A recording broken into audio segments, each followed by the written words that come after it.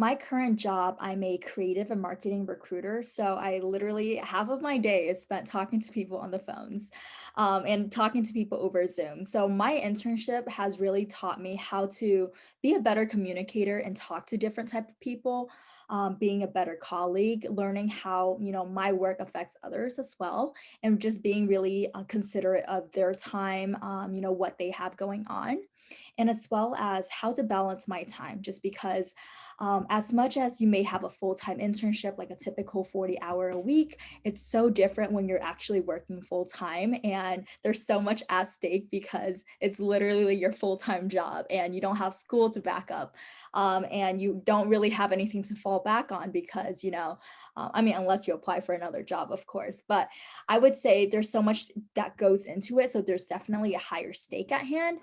So I would say my internship experiences has really allowed me to feel more confident when I go into the job market, and being able to talk to different people, make sure that I'm confident in my skills, and being able to be really considerate and understanding of others, what they're going through, how my actions affect them as well.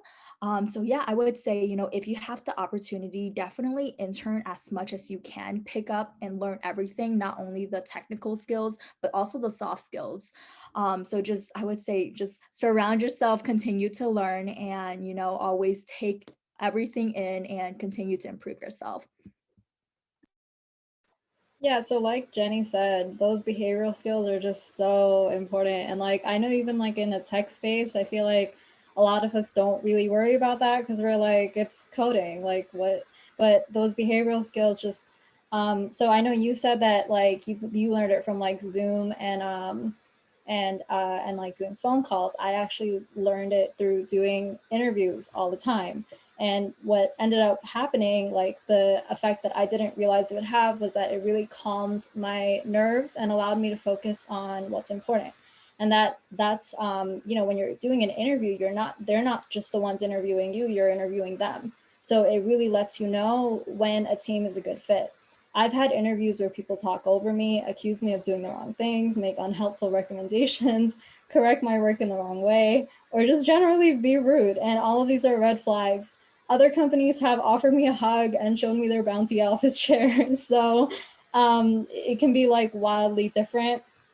And honestly, tech is just there's so many opportunities out there that you have to figure out what's right for you and what works for you, but you don't have to work in a place that you don't like because there's just, there's so much out there. Bottom line, if you have a good time at the interview, then it's the right place. Make sure to check out the My Career tab on the BC Navigator app, where you can track your career progress based on the amount of credits you've earned, stay updated on upcoming events from the Magner Center, and watch our videos for insight and advice on your career field.